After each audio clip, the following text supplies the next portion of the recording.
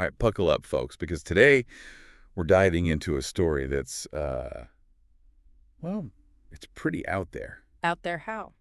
Think Russia, think Google, think a lawsuit for an amount of money that, well, it's basically more than all the money in the world combined.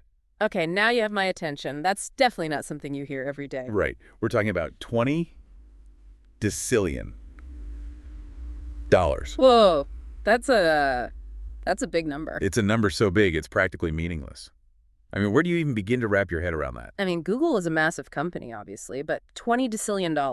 That's got to be more than their entire net worth like 1,000 times over. More like a million times over, maybe even more. Yeah. But that's what makes this whole thing so fascinating, right? It's like they're not even trying to be realistic. It's a statement.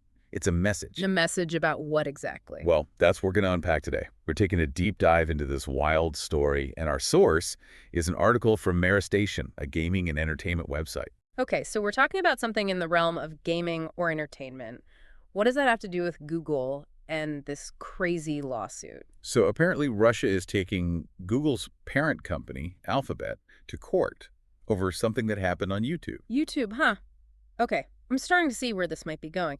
Russia and online content, there's a history there for sure. Exactly. Specifically, they're upset about the removal of some Russian state-controlled media outlets from YouTube. Ah, okay. So things are getting a little bit clearer now. We're talking about Russia One and RT News, right? You got it. Those are some pretty big players in their media landscape, and Russia isn't too happy about them being booted off YouTube. And they're framing this as unfair international sanctions, which tells you a lot about how they're viewing this whole situation. It's like they're saying, hey, you can't just silence our voices on the global stage. But let's be real, this isn't just about a few YouTube channels. Definitely not. This is playing out against a backdrop of simmering tensions between Russia and the US, and it's adding fuel to the fire. So it's about control, it's about power, it's about who gets to shape the narrative in the digital age. It's like a high-stakes game of chess, and the internet is the board. And in this game, Russia just made a very bold move with this $20 decillion lawsuit. A move that sent shockwaves through the tech world and beyond. It's like they're saying they're not afraid to challenge the status quo, even if it means taking on one of the biggest tech giants in the world. Okay, but let's be real for a second. $20 decillion, that's a number with 31 zeros. I mean, it's practically a made-up number. It's almost comical when you think about it. To put it into perspective, the entire global economy is estimated to be around $100 trillion. That's a 1 with 14 zeros. We're not even in the same ballpark here. It's like they just pulled a number out of a hat. I mean, even the judge overseeing the case called it a case in which there are many, many zeros. You think. Understatement of the century. But here's the thing.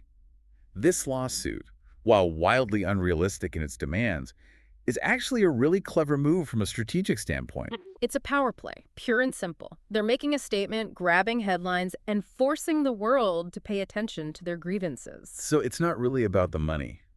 Not in a practical sense. This is about sending a message that Russia is a force to be reckoned with in the digital age, and they're not going to be pushed around. It's like flexing their digital muscles on the world stage. Exactly. They're drawing a line in the sand and saying, we're not going to play by your rules anymore. Which brings us to this whole idea of digital sovereignty that we've been hearing so much about lately.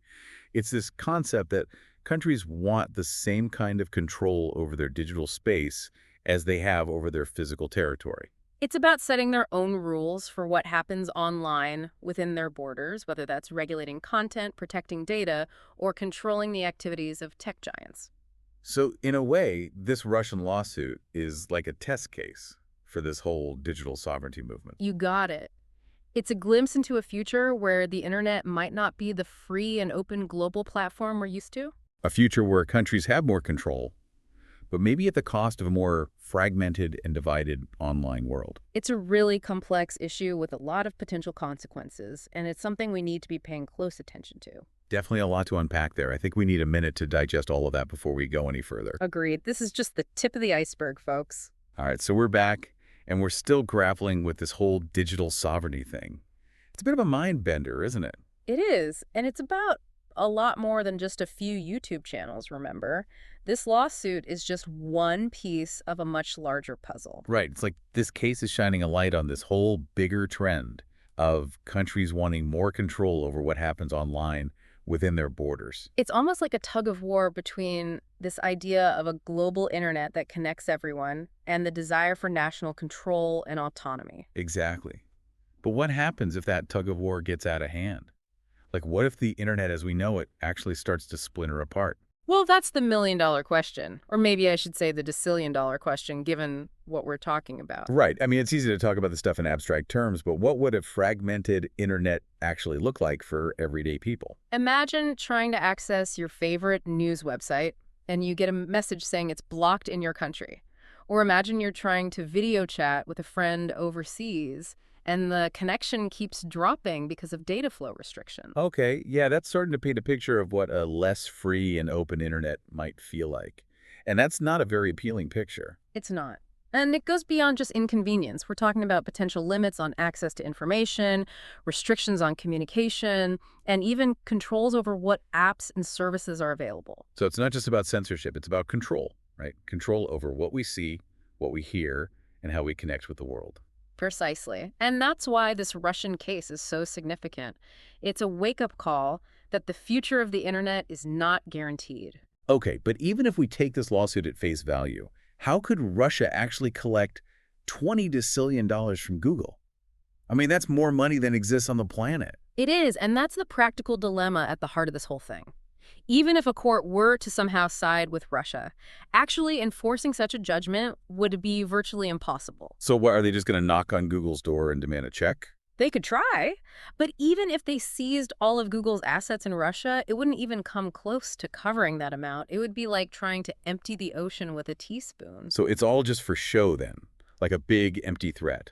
Not necessarily. It's about setting a precedent, drawing a line in the sand, and signaling to the world that they're willing to play hardball when it comes to digital sovereignty. So it's less about the money and more about the message. Exactly. They're saying, we're not afraid to challenge the status quo, and we're willing to use any means necessary to assert our control over our digital space. Which brings us to the really big question. What happens next? Like, what if other countries see this and decide to follow suit? That's the scary part. This case could be a catalyst for other countries to start taking more aggressive actions to control their own corners of the internet. And if that happens, we could be looking at a future where the internet is a lot less global and a lot more fragmented. A world of digital borders and walled gardens, where access to information and services is determined by your physical location and the political whims of your government. Man, that's not the internet I signed up for. It's not. And that's why it's so important to be having these conversations now, before it's too late. Okay, so we've talked a lot about the potential downsides of a fragmented internet, but is there any upside at all? Like, are there any potential benefits to this whole digital sovereignty thing? Well, some people argue that greater national control could lead to more effective regulation of harmful content, Right. better protection of user data, and a more level playing field for domestic companies. So, like, each country could create its own little online utopia. It's a tempting idea, but the reality is a lot more complicated than that. It's really tough to strike that balance between control and freedom, security, and innovation. Yeah, there's no easy answer here, is there? It feels like that this is one of those issues where every solution creates a new set of problems. It is, and it's something that's going to require a lot of careful thought and global cooperation to navigate effectively. There's no one-size-fits-all solution here. What works for one country might be a disaster for another. Well, that's a sobering thought. But hey, at least we're having the conversation, right? Bringing these issues to light is the first step towards finding solutions. Absolutely. And it's a conversation that needs to involve everyone, governments, tech companies, policymakers, and everyday users like you and me. We all have a stake in the future of the internet. Welcome back to the deep dive. We've been wrestling with this whole digital sovereignty thing, and it's clear that there are no easy answers. Nope, not at all. It's a real tangle of issues. But if we step back for a second and think about the average person using the internet, how could this shift towards digital sovereignty actually play out in their daily lives? Yeah, it's easy to get lost in the big picture, but what would it actually feel like to live in a world where the internet is more fragmented and controlled? Well, imagine waking up one morning, going to check the news, and finding that your go-to news site is blocked. just gone, Yeah. because your government decided it wasn't aligned with their idea of acceptable information. Okay, that's pretty unsettling. Suddenly the internet feels a lot smaller. Right, exactly. And it's not just news. Think about trying to work on a project with colleagues in another country. You're all set for your video call, and bam, the connection keeps dropping out. Turns out your country has restrictions on data flowing across borders. So even basic communication becomes a hassle. And it gets worse. Imagine planning a vacation. You want to book a flight or a hotel, but all the international travel websites are inaccessible. Your country has decided to promote its own domestic platforms, limiting your options. So it's not even about censorship, really. It's about being trapped within your own country's digital bubble. It's about choice, or rather, the lack of it. And that brings us back to that elephant in the room, that $20 decillion fine. How could any country actually enforce something like that? It's mind-boggling. Yeah, even if they wanted to, how do you even begin to collect that much money?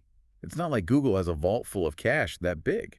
Well, theoretically, a country could seize Google's assets within its borders, but that's a drop in the bucket compared to $20 decillion. They could also try blocking access to Google's services entirely. But wouldn't that backfire? Cutting people off from things like search, email, and maps, that would hurt their own citizens and economy more than Google. It would, and that's the gamble. It's like a high-stakes game of chicken, where everyone's trying to figure out how far they can push without causing too much damage. It feels like we're all part of this giant experiment, figuring out the rules of the digital world as we go along, and the stakes are incredibly high. We are. And this case is a reminder that the internet, this amazing tool that connects us all, is also a potential battleground. And a battleground that could divide us, fragment us, and ultimately limit our potential. It could, but it doesn't have to. We have a choice. We can choose to build a digital world that's open, inclusive, and empowering for everyone. So what can we do? What can everyday people do to make sure the internet stays a force for good? The first step is awareness. Understand what's at stake. Stay informed about the issues and how they might affect your life. Then, make your voice heard. Support organizations fighting for digital rights. Let your elected officials know where you stand. It sounds like we all have a responsibility to be active participants in shaping the future of the internet. We do. The internet isn't some abstract entity. It's a reflection of us, our values, and our choices. And we need to choose wisely. Wise words. Well, folks, that's a wrap on our deep dive into digital sovereignty and Russia's incredible lawsuit against Google. We've covered a lot of ground, and it's clear that the conversation is just beginning. So keep exploring, keep questioning, and keep demanding a better digital future for everyone. Thanks for joining us. Until next time, stay curious.